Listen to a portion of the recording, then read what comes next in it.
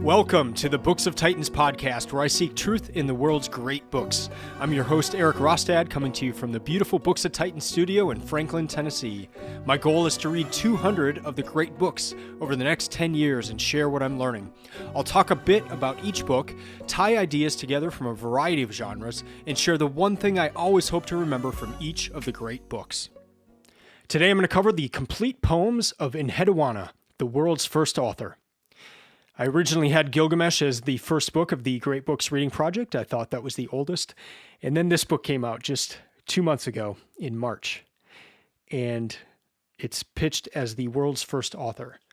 And so I had to replace book number 1 on my list of great books, and it is now this one, Enheduana. So what's the oldest book that you can think of? Or how about this? Who is the oldest author that comes to mind? Well, this year has already been quite a shift in thinking for me in terms of thinking of what's the oldest book. And without ever having consciously thought about it, I probably just would have subconsciously assumed that the Bible was the oldest book that we had. And mainly just because of the way it starts off with "in the beginning." But what I learned this year is that Gilgamesh was a book, it was a story, it was compiled 1,000 years, or very rough, 1,000 years before the first parts of the Bible. And that Gilgamesh even contains a flood story, a deluge story. And this, again, is roughly 1,000 years before we are reading about Noah and the flood story there. So what about that's on the book side. What about the author side of things? I have a spreadsheet for this Great Books project where I'm listing the 200 books that I plan to read. And it just goes from the oldest to newest. And there's this huge blank spot in the author column for the first series of books here. So Gilgamesh, we can't attribute that to an individual author. The Rig Veda, which I'm going through now, again, we can't attribute that to an individual author. Same with the writings from ancient Egypt, which is the other book there at the beginning. And in fact, the first author name that comes up on that list is Homer. And that's for the Iliad, which I have coming up on the list. So let's put things into perspective here. Homer Homer in the Iliad, that's roughly 700 BC. Enheduana is 2300 BC. Enheduana is roughly 1,500 years before Homer. As Sophus Helle says in the introduction, we are closer right now in history to Julius Caesar than Julius Caesar was to Enheduana. And I am holding in my hands a book of poetry attributed to her. This is what Sophus Helle asks in the introduction. What would the history of Western literature look like if it began not with Homer and his war-hungry heroes, but with a woman from ancient Iraq who sang her hymns to the goddess of chaos and change? End quote. It's a brilliant question. It's amazing to think about, and this really does have the potential to shift things.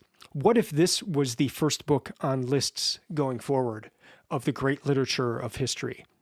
What if it started with this? What if people began to consider a female priestess from Mesopotamia, from Ur, the same city where Abram came from? What if she was associated as the first author in history, that we have a work attributed to an individual instead of Homer? And not just 50 years before Homer, or 500 or 1,000, but 1,500 years before Homer. This is really exciting stuff. It's an exciting time to be alive as we get more of these tablets from these ancient civilizations. So let me start off this episode by just going through the who, what, where, and when. So to start off on the who is Enheduana? Who is she? Well, she was the daughter of Sargon. And yes, that sounds like a Lord of the Rings name, but Sargon was famous in history for perhaps being the first empire builder. He combined a number of city-states in the area of Mesopotamia, and is known as the first creating the builder of the first empire that the world had ever seen. Now, Enheduana was his daughter.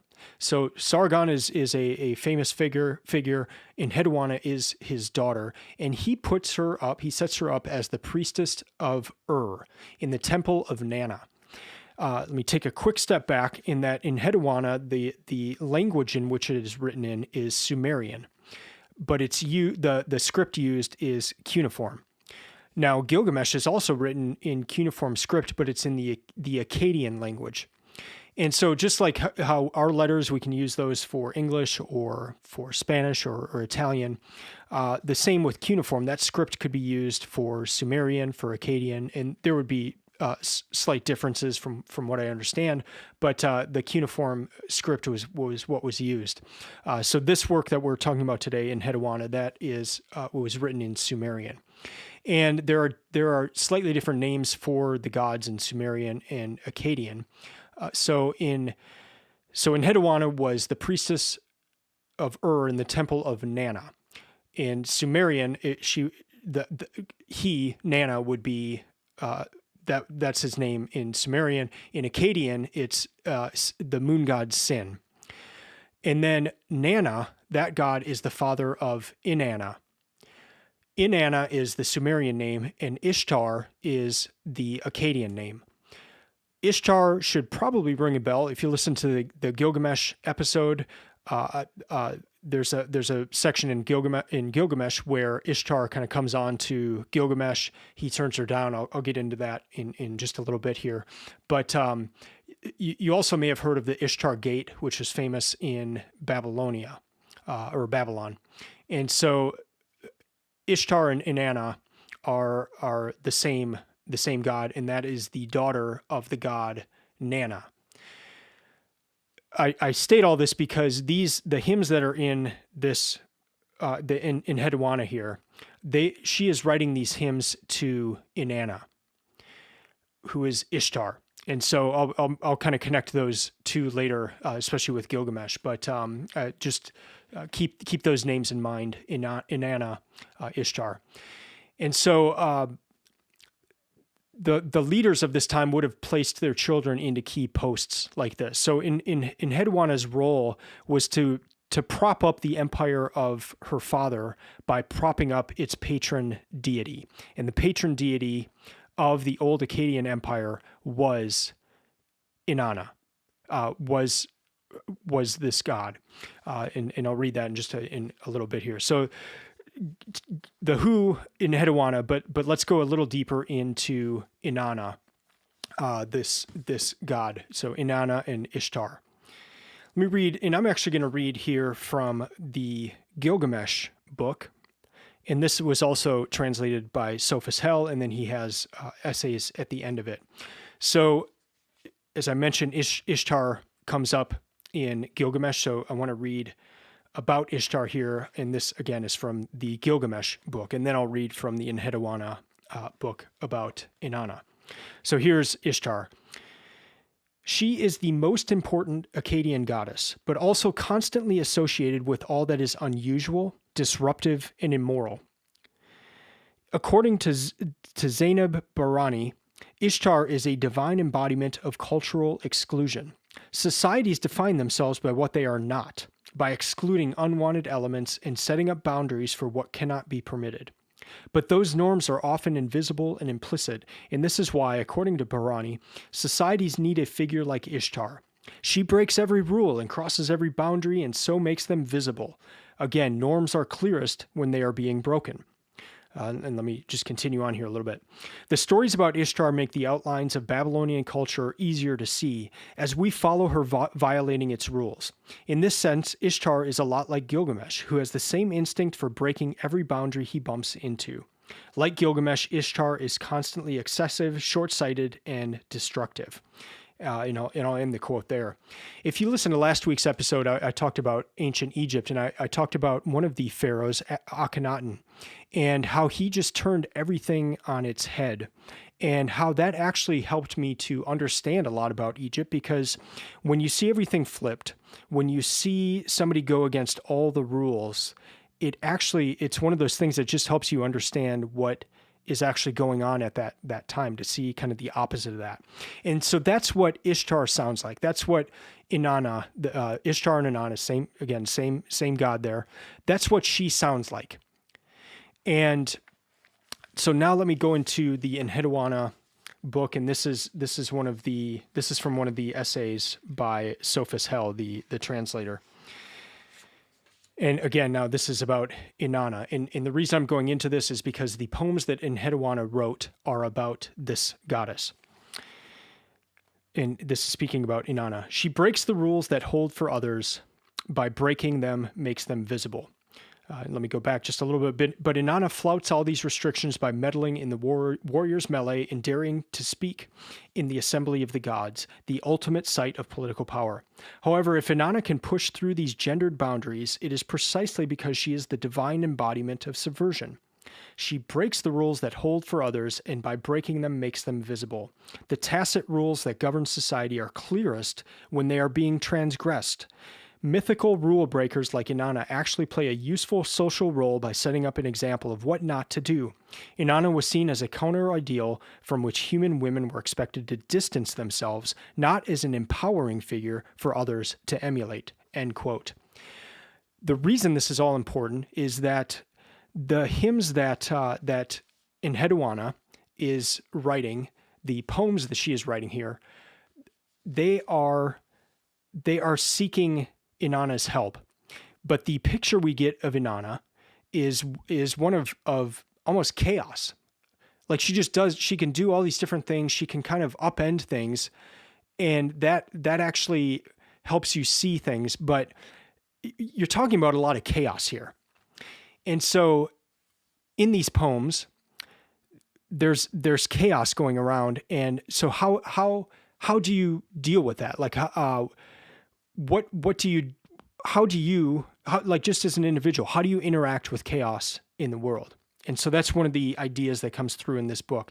And she's entreating a goddess who is kind of a goddess of chaos in a way. So how do you approach that? What's the best way to do that? And so that's going to lead into the what. So we just went through the who, which is Enheduana, and then the god that she is invoking, Inanna, who is also Ishtar. So now the what. So the what, we're talking about a hymn here.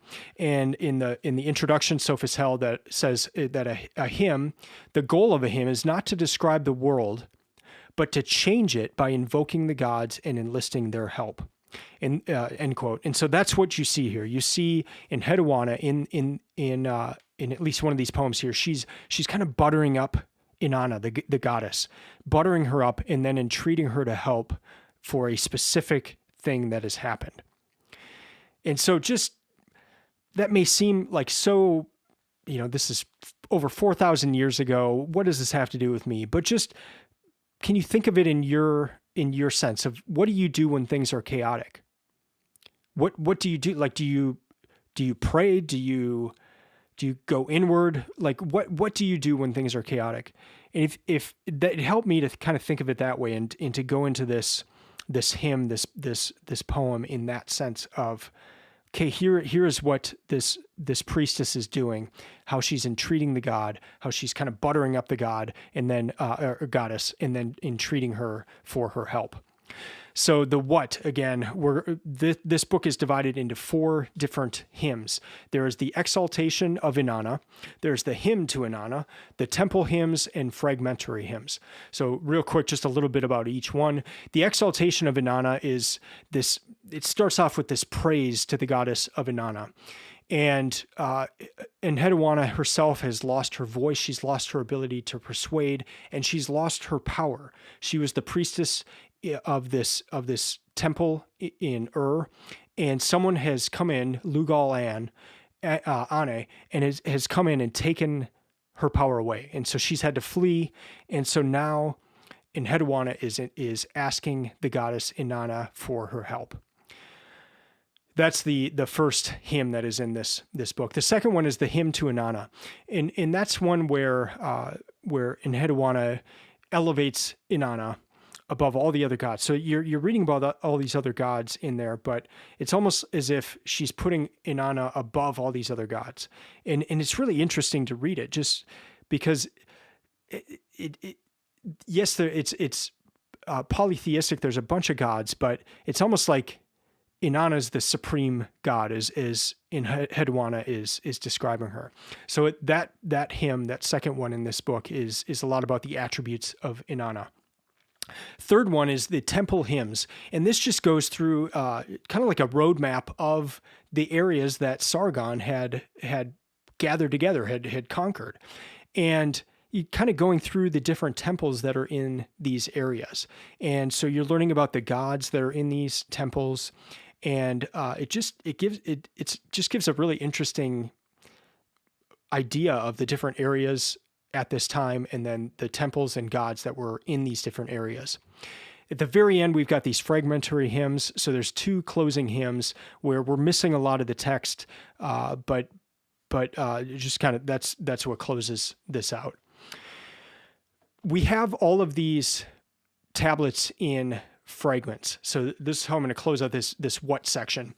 What happened is, in excavations, they would come across a school, and there would be all these tablets lined up, and the school, part of it, was intact, where these tablets would still be in place. And this text, Enheduana, the poems of Enheduana, and other texts like Gilgamesh, they would have been copied in school. So this is how students would have learned how to write in cuneiform. And these would have been, the elite of the time, learning to read and write like this. But they would have practiced on these tablets. So in these excavations, there'll just be rows of these tablets that have the works of Enheduana or have Gilgamesh. And so a lot of these tablets are in museums now, and they haven't been read. Like there's a number of them where scholars have just not had the time to go through them all. So it's a really exciting time to be alive in that sense, because we're getting more of Gilgamesh every decade as scholars go through Gilgamesh. If you read a translation of Gilgamesh now, there are pieces missing. If you read this in Enheduana, there are big pieces that are missing. But what if it's in another tablet that we just haven't gotten to, and we'll get a larger sense of the story in the next 10 years or sometime in our lifetime?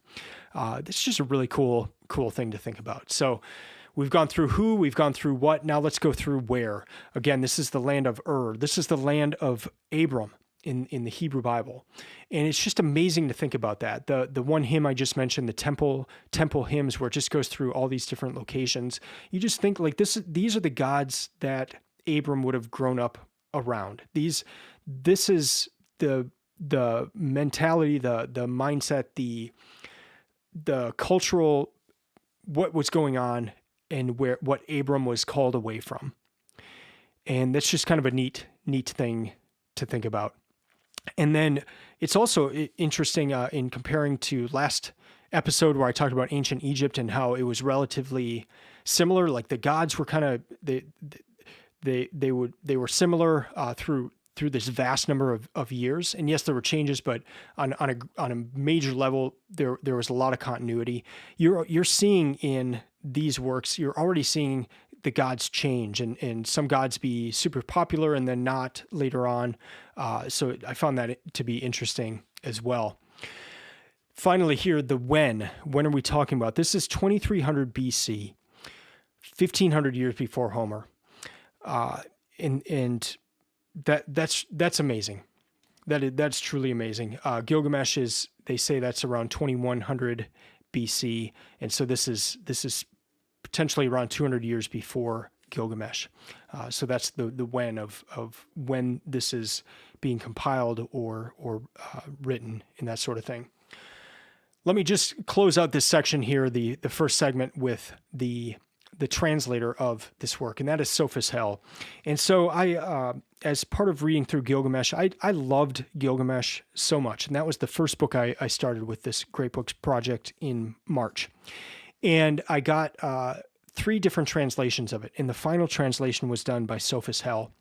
And so as I'm reading this, I'm looking up information about Sophus Helle, and I see that he has another book coming out. And it's this book, the book I'm talking about right now, of Enheduana. And so this came out on March 28. And I just think it's amazing in the sense of the timing of when I started this Great Books project. I started it in March of this year, and this Enheduana book came out in March of this year. It's the new oldest book. It is the oldest work now attributed to an author. It's the world's first author. And so I love that.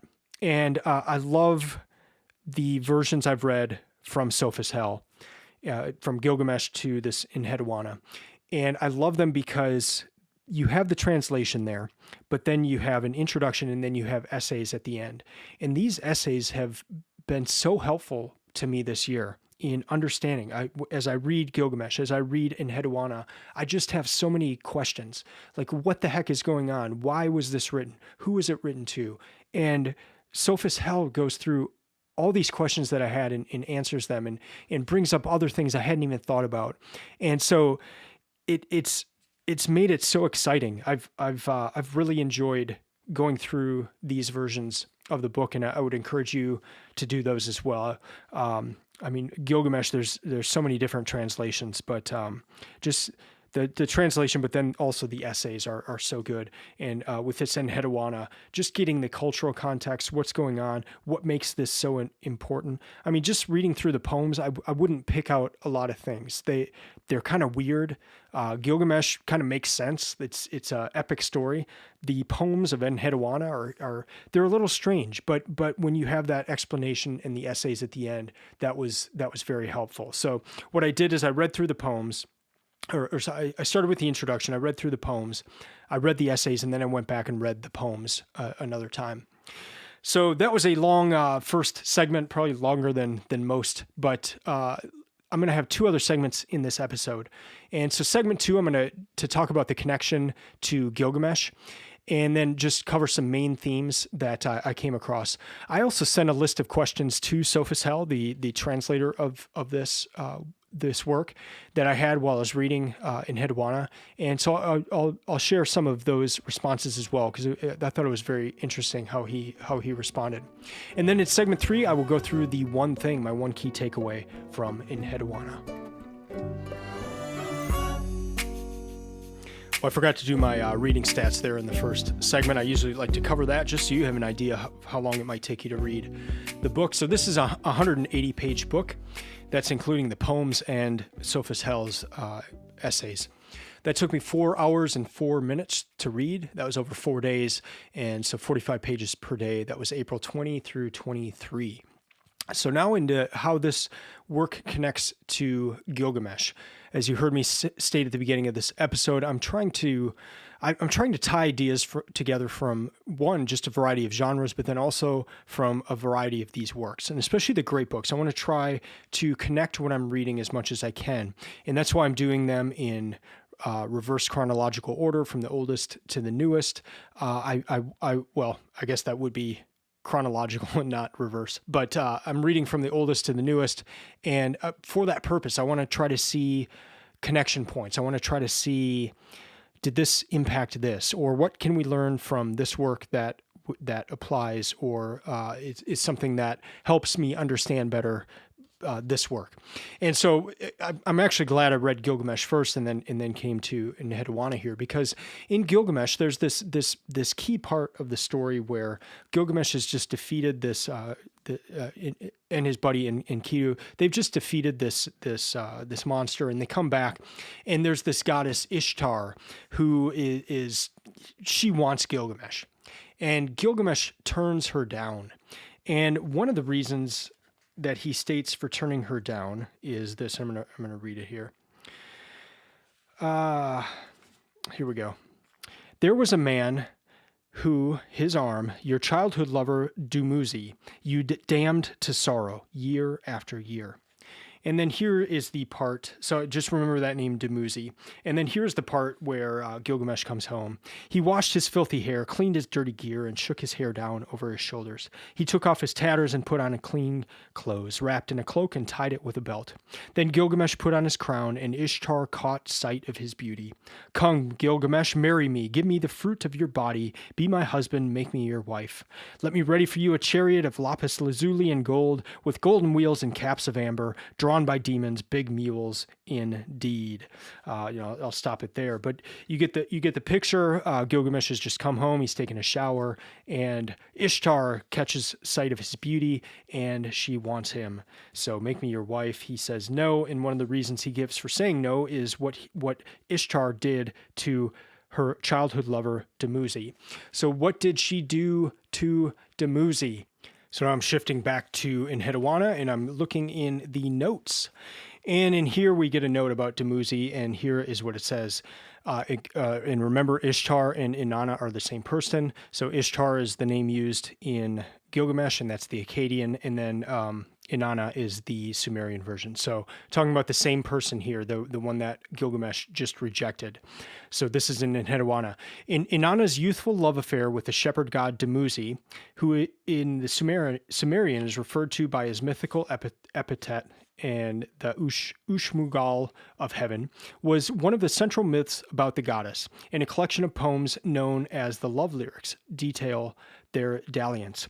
The story of Inanna's descent to the underworld tells of how Inanna, who had become trapped in the underworld, had to give up a person to take her place, so that she might return to the land of the living.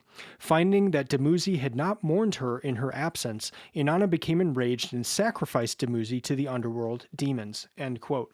So this original love affair ends in sacrificing Dumuzi to the underworld demons. So not exactly a happily ever after there. And so that's what Gilgamesh is citing of, this is what you did to Dumuzi. I'm not going to marry you because this is how you treat your husbands. That old husband's down there with the demons right now, and I don't want that. So I bring this up because in Gilgamesh, this Dumuzi is called out by Gilgamesh as a reason to reject Ishtar, Inanna, as wife. But in Enheduana, Enheduana is talking about Dumuzi as well. And so this is where it comes up in the exaltation of Inanna. Here is this is by Enheduana here. So, Queen, beloved of heaven, your holy heart is great. May it come back to me. Darling lover of the dead Dumuzi, your rule extends from zenith to horizon. End quote. So here Enheduana is talking about Dumuzi and kind of praising Inanna for what she did to Dumuzi. So in Gilgamesh you have a rejection, but in here it's almost a praise, and Enheduana is almost praising her. Darling lover of the dead Dumuzi, your rule extends from zenith to horizon. So that's a little scary of praising someone for that, but that's one connection point here. Obviously the goddess Ishtar, but then this Dumuzi, this shepherd god Dumuzi, who gets pretty bad end of the stick there. One thing I appreciated in Sophus Helle's essays was just the ambiguity of Enheduana. There are just simply a lot of things that we can't and don't know. And so he'll present both sides of an argument and both sides of what people think about, as basic as, did Enheduana actually write this, or were these written later and attributed to her? So a lot of just those types of questions that we may find out someday, or we just may never know. And I'm glad that he did that. I'm glad he didn't just say one way or another, like, this is absolutely this way. He thinks the evidence lines in the way that Enheduana did write, especially the first two hymns in this book. But I'm glad that he went into those different things, and that's one of the things you can find in these essays. So as for main themes, someone on Instagram, a friend, after I read this, she asked, what are the main themes of Enheduana? And this is what I wrote back. I said, the gods are unpredictable, and by extension, the world is ruled by chaos. So change occurs through praising the gods and requesting help. And if one god doesn't help, switch to the next one. These were just some themes that came up. So it's neat. In Enheduana, she's asking for help from one of the gods, and that god doesn't answer her. And so she just goes on to Inanna, the next god, and asks her. One other cool idea that comes up in this book is that of the weaver. And so let me read this part here. In the temple hymns, Enheduana is mentioned in a postscript to the last of the 42 hymns, which states, "The weaver of the tablet was Enheduana. My king, something has been born which had not been born before." The metaphor of authorship is an act of weaving, went on to become a tremendously popular trope throughout literary history. It is found in countless cultures, periods, and contexts, and is probably the single most commonly used description of how texts are made. It is embedded in the English word text, which shares its origins with the word textile. Literally, a text is something woven. In the temple hymns, this image is combined with another key metaphor for literary creation, that of the poem being born, of the text coming into being for the first time, end quote. I just love that. So you've got this idea at the end of the temple hymns where it says the weaver of the tablet was Enheduana. And then you just think of our word text and the similarity or the connection with textile and weaving, that a text is something woven. But I just like that imagery as well of a story being woven together, as opposed to just thrown out there or just any other way that you would view a story. The way it's presented here is that Enheduana is weaving this together, and then just how that has been with us for all these years since then. I think that's really cool. The other just amazing connection point in Enheduana here is one with Agatha Christie, of all people. And so she wrote a book called Murder in Mesopotamia. And let me just read this part here. Catherine Woolley is today best remembered, if she is remembered at all, as the inspiration for Louis Leitner, the main victim of Agatha Christie's Murder in Mesopotamia. Christie and Woolley met in 1928 when Christie was visiting the archaeological excavation at Ur, where Woolley was serving as second in command. During her visit to Ur, Christie struck up a romance with her future husband, Max Malawan, with whom she would travel back to Iraq for many seasons of excavation. Woolley made a strong impression on Christie. And then we go further. It was the excavation that she helped lead which uncovered, among many other things, the temple of Inanna, the Gippar of the high priestess, the disc of Enheduana, the cylinder seals of Enheduana's servants, many manuscripts of Enheduana's poems, the inscription of Inanna, and the museum of Enheduana. Our knowledge of Enheduana and her successors is in large part thanks to Woolley's effort, end quote.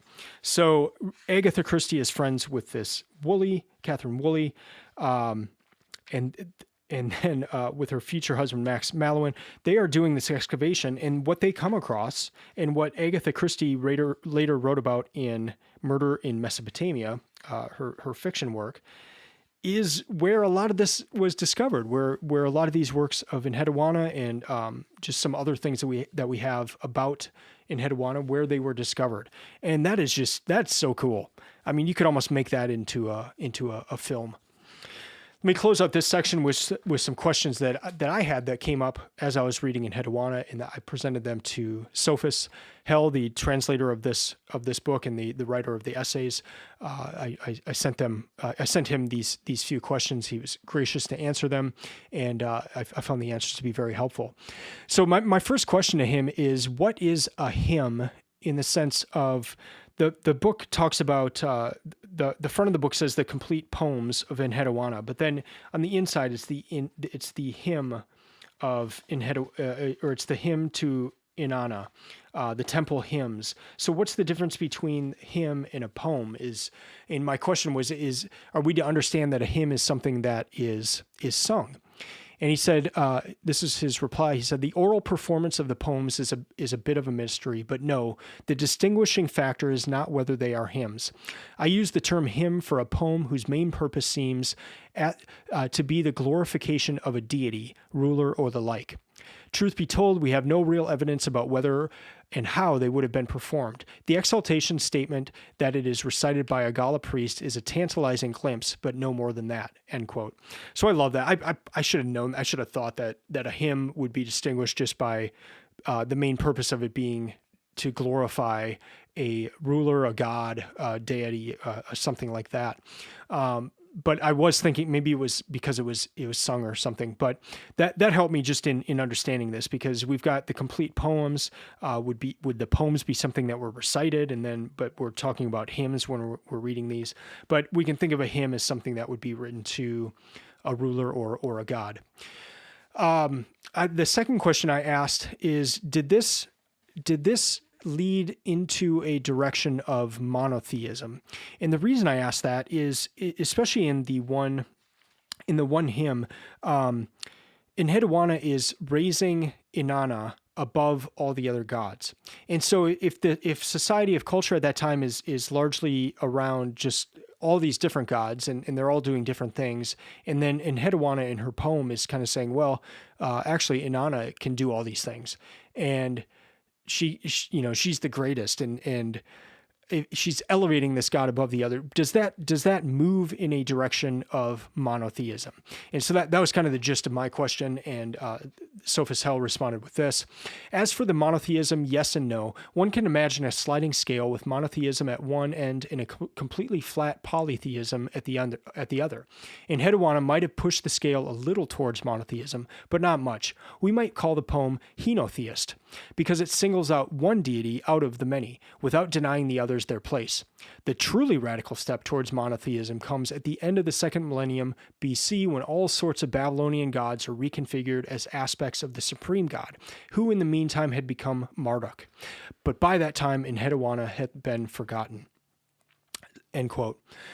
And the last question I asked, and this ties into the most recent episode with ancient Egypt, and I did a segment about the heretic pharaoh Akhenaten, where he shifted everything, every belief. There's one God, there's not many. There's no more mummies and all that. I was wondering, would Akhenaten have ever read Enheduana? So would the works of Enheduana ever have reached ancient Egypt? There were trade routes. Would these ideas, would this poem have reached that area to where possibly Akhenaten would have been influenced in this direction of monotheism, which is where he took ancient Egypt in like the 1300s BC? And so here's Sophus Helle's response. He said, for that same reason, there is no chance that the poems would have been read by Akhenaten, and little chance that they would have reached Egypt in any period. What is more likely, however, is that Enheduana left an imprint on Akkadian literature that shaped the new poetic tradition, even after she herself had been forgotten. This is a topic that is yet to be mapped by scholarship, but one can easily imagine Enheduana's hymns shaping, on some level or other hymnic texts that in turn ended up having a wider impact on the ancient Near East. But again, that process is very foggy at the moment. End quote. And then my final question to him, and I'm nerding out here. This is just something that I was interested in, but I asked if Abram, since Abram in the Hebrew Bible was called out of Ur, what would Abram have spoken? What language around the time that would have been? And so here was Sophus Helle's response. He says, as for Abram, that is far beyond my professional expertise, but as I see it, it's three questions in one. Was Abram a real historical person? If yes, was that person likely to have spoken Akkadian? And regardless, would Abram have been perceived as likely to speak Akkadian by the composers and or early readers of the Hebrew Bible? These are all questions to ask an Old Testament Hebrew Bible scholar, but my impression as someone on the margins of that field is probably not. Probably yes, and maybe.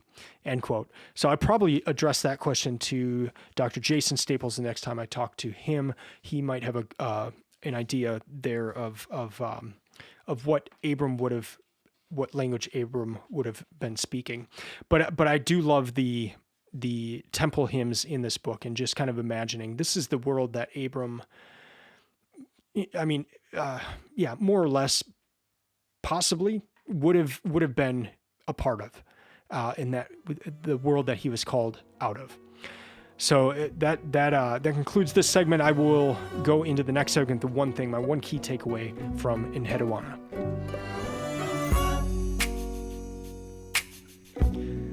Well, for my one key takeaway from Enheduana, it's going to be very similar to what I said about Gilgamesh, in just that this reframes and reorients so much in my head that I didn't know was there.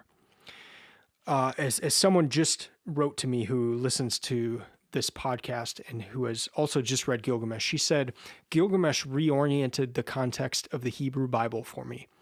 And what Enheduana and what Gilgamesh also, but since this episode is about Enheduana, what this book has done is just to reframe literary history in the sense of a starting point, of a starting author. And these are big things. These are big shifts, and they've been really big shifts for me. And what I stated in the Gilgamesh episode was just that prior to this, I just, with that assumption that the Bible was the first, that other works were responding to the Bible. What Gilgamesh showed is that perhaps the writers of the Hebrew Bible were responding to works that were there in the cultural atmosphere. That's a cool idea. That's something neat to think about. Now we go back even further, and did this work impact Gilgamesh? Did Gilgamesh in turn impact the writers of the Hebrew Bible? Did the writers of the Hebrew Bible have Enheduana? I don't, probably, maybe not. I don't know. I don't know if anyone knows, but it's just fun things to think about and to kind of pull that string. And that's why I'm reading these books from oldest to newest. I want to pull that string through. I want to see how these all connect. And so that idea, just reading through the poems and the hymns in this book, it's nothing earth-shattering. It didn't change my life. Like, there was nothing that I read in these poems that was just awe-inspiring or full of like just incredible wisdom. I actually enjoyed the essays by Sophus Helle more, just to kind of get the context around them and just to be able to understand what was actually going on. So it's not the actual text here that's just mind blowing. It's more everything around it and what this means and what this entails for literary history. At the end, in one of the final essays, Sophus Helle says this: at the same time, I strongly believe that Enheduana is poised for another kind of rediscovery, a popular rediscovery, as her poems come to be much more widely read. 50 years have passed since the Exaltation was first translated into English, but Enheduana's third life is only just beginning. There are two reasons why the present moment is particularly propitious for an Enheduana revival.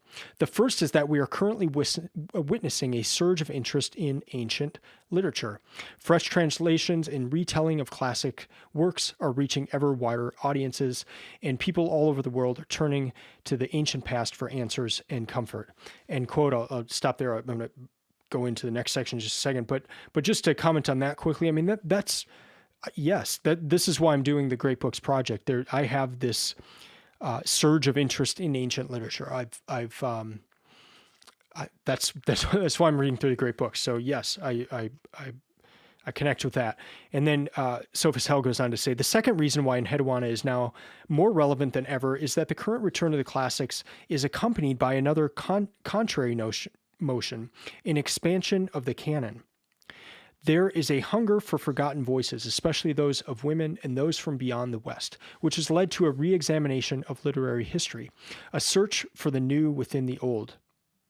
The past decades have brought home the realization that far, far too long gender and geography have conspired to keep out of the literary canon works of great beauty and import. Enheduana should not be valued solely as a female or non-Western poet, since the significance of her hymns transcends such categories. Skipping now to the end of this. A history of literature that starts with Enheduana would be a different kind of history, one whose shape we have yet to discover. The past is always changing, and who better to spearhead that change than this ancient poet of paradox and power? End quote. I love that. Perfect. I love it. All right, so to recap, Sophus Helle starts off, what would the history of Western literature look like if it began not with Homer and his war-hungry heroes, but with a woman from ancient Iraq who sang her hymns to the goddess of chaos and change? Sophus Helle also says that he quotes someone else who says that this is the world's first bestseller. And that was in the section about the scribes, the students copying this text, that this would have just, we have a number of copies of it, and a lot of them are destroyed in different parts, so we don't have a full copy of it, but this is the world's first bestseller. It's also the first work we have attributed to an author, and not only an author, but a female author, a priestess from Ur. If you get this book, and I highly recommend that you do, please get it from Landmark Booksellers. I will link to that in the show notes. I ordered some directly from Yale University Press, and we have those on sale on our online store, and we can ship those anywhere in the U.S. But if you get this, you're going to enjoy the poems, but gosh, the essays at the end are just so good and so helpful. The reframing, what an exciting time to be alive when scholars are going through these tablets that we have recently excavated. They're reading these works. Who knows what else we might get? Who knows we might get a full version of Gilgamesh. We might get a full version of Enheduana. We might get more stories. We might discover an even older first author. These are just such cool things and just neat, such a neat time to be alive. I loved the connection to Gilgamesh, and in thinking of this ancient world with these stories that these students would have been copying in Enheduana, they would have been copying Gilgamesh.